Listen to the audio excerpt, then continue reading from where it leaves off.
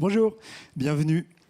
Donc c'est un retail project un peu particulier, c'est une année un peu particulière puisque c'est les 30 ans de Diamart cette année. Oui, je sais, vous avez du mal à croire que je travaille depuis 30 ans, moi aussi. Je dis ça parce que je suis encore très jeune et très beau. Quand j'ai monté Diamart dans ma cuisine il y a 30 ans, évidemment, le retail était un petit peu différent. Diamart aussi. Moi, j'étais déjà prétentieux, mais je n'étais pas encore compétent. Donc, ce que j'ai fait, c'est que j'ai été embauché des gens beaucoup plus compétents que moi. Donc, il y en a maintenant une trentaine dans le groupe Diamart, avec une particularité qui est que pour la plupart, ce sont d'anciens du retail, des gens qui ont fait un vrai métier avant d'être consultants.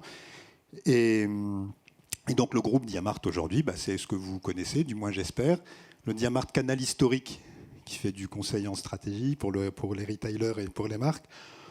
Les questions qu'on nous pose ne sont pas tout à fait les mêmes qu'à l'époque. À l'époque, on nous demandait beaucoup, on nous achetait de la pertinence, de l'éclairage du chemin, on nous demandait d'être intelligent, de faire du marketing, tout ça.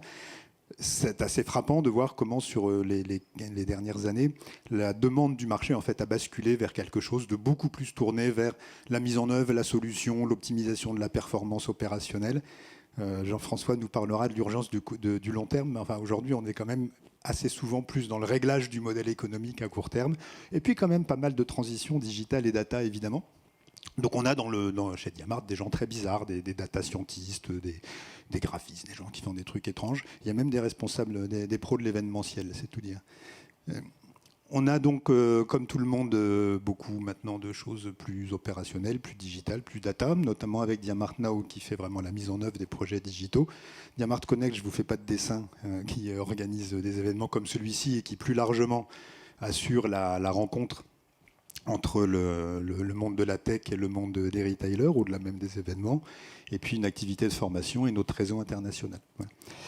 Donc vous aurez l'occasion, il y a une bonne partie de l'équipe qui est dans la salle, vous aurez l'occasion de parler avec eux si vous les croisez. Vous verrez qu'on a une pratique, une conception du conseil et de l'accompagnement des entreprises qui est peut-être un petit peu différente du fait que c'est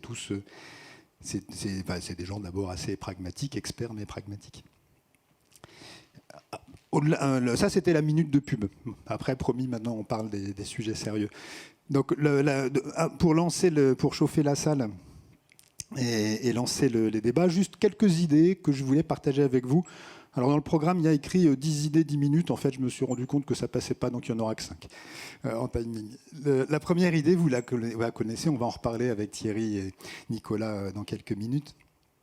On vit quand même dans le commerce d'une conjoncture depuis 2 ans, 3 ans, qui est quand même un truc complètement hallucinant à quel point c'est chahuté, imprévisible et compliqué. Il n'y a pas vraiment de raison de penser que ça s'arrange cette année dans les mois qui viennent.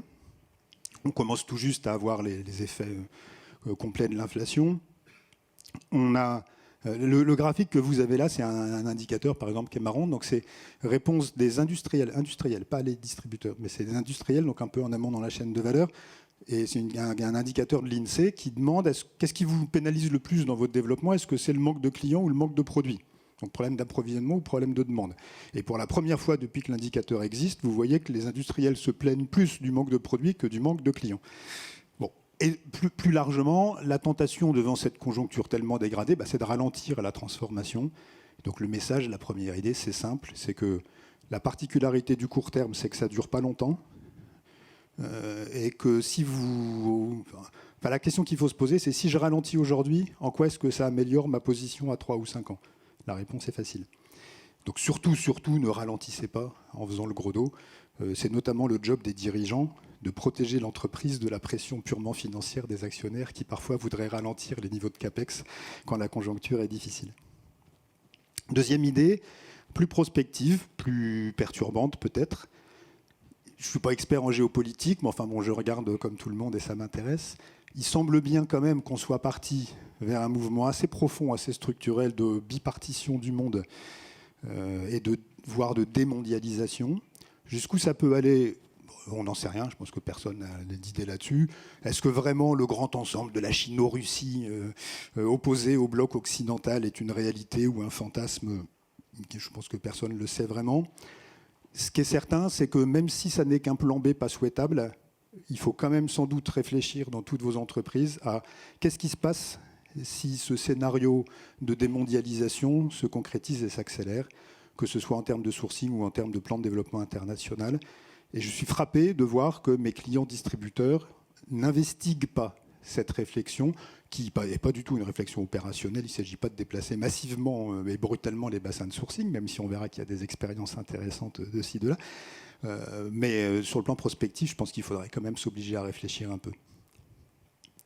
Troisième idée, c'est assez fascinant de voir, enfin moi je ne sais pas où sont passés les gens en fait.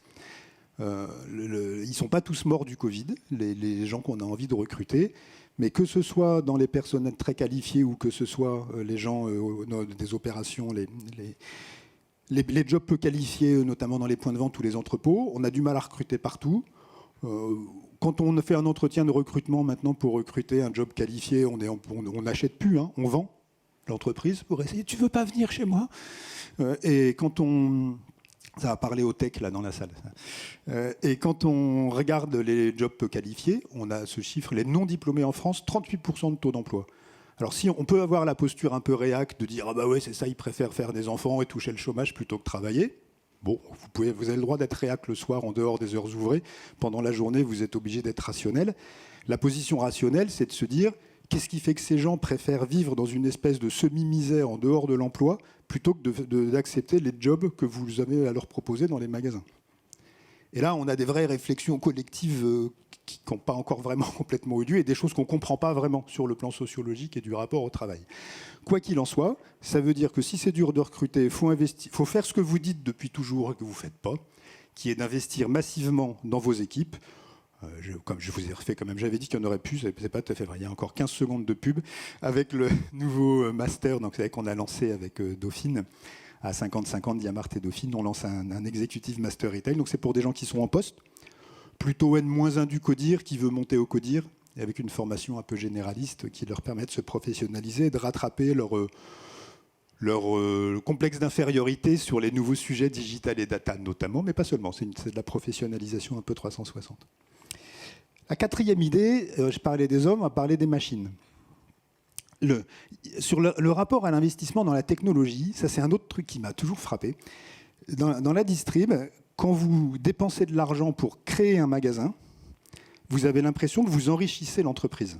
C'est-à-dire que vous créez un actif, et plus vous dépensez pour créer des magasins, plus vous avez l'impression que l'entreprise a de la valeur et est riche et vaut cher. Et quand vous dépensez de l'argent en technologie, vous avez l'impression que c'est un coût, que c'est une dépense, et que plus vous dépensez, plus ça appauvrit l'entreprise. Je caricature un petit peu, mais pas tant que ça. Bon, donc évidemment que ça ne marche plus comme ça, et que la technologie, la compétence technologique est un actif qui crée de la valeur dans l'entreprise. Et donc oui, bien sûr qu'il faut investir plus, et que le statut de l'investissement technologique doit devenir, dans la représentation que vous en avez, l'équivalent de l'investissement dans le physique et dans le point de vente, dans la brique. À condition que vous vous donniez les moyens que cet investissement produise de la performance.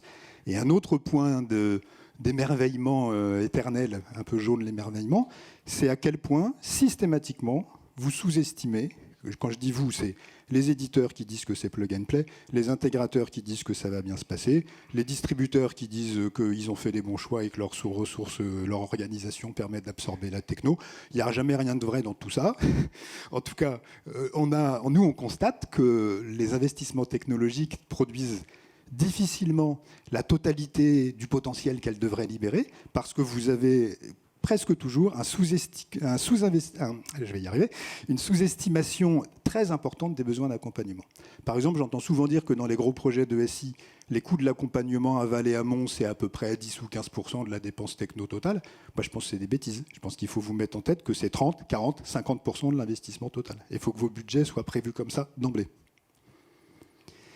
Et la dernière idée, c'est là encore un paradoxe, un truc, c'est merveilleux.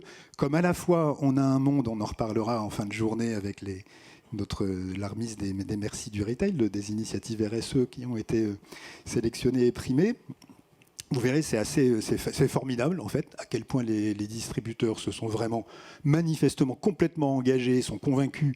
Et je pense qu'on sait tous qu'on va vers un monde qui devra être frugal, authentique, relationnel, réhumanisé, etc. Et je pense que c'est profondément vrai. Enfin, c'est vraiment ça qui est en train de se passer. C'est ça que les gens veulent et c'est ça que les dirigeants ont compris et veulent faire. Et en même temps, il y a cette espèce d'artificialisation du monde, comme je dis, où on vit tous dans des mondes de plus en plus virtuels, où on ne sait plus si une image est vraie ou si elle est fabriquée. Enfin, et donc on va aller tous faire nos courses dans le métaverse et bientôt on vivra avec dans une couchette cercueil avec des lunettes et des intraveineuses. Enfin, et ce qui est merveilleux, ce qui est étonnant, c'est que les deux sont vrais en fait. On ne voit pas très bien comment dans la tête des gens on arrive à réconcilier les deux ou dans les modèles sociaux, mais les deux sont vrais. Et donc ce qui est intéressant pour vous, distributeurs, et pour leurs partenaires, c'est pas de choisir. C'est qu'on doit se comporter en fonction du monde tel qu'il est et pas en fonction du monde tel qu'on pense qu'il devrait être. Et donc la question, c'est comment on fait pour être sur les deux à la fois et profiter des deux tendances. Voilà, donc c'était vous. J'espère que ça vous paraît pas trop saugrenu et théorique tout ça. Quoi qu'il en soit, on va maintenant donner la parole à des gens qui savent mieux que moi de quoi il s'agit et surtout qui ne sont pas dans la position du siège à côté en disant tu devrais faire ci, mais c'est eux qui conduisent, donc forcément c'est moins confortable.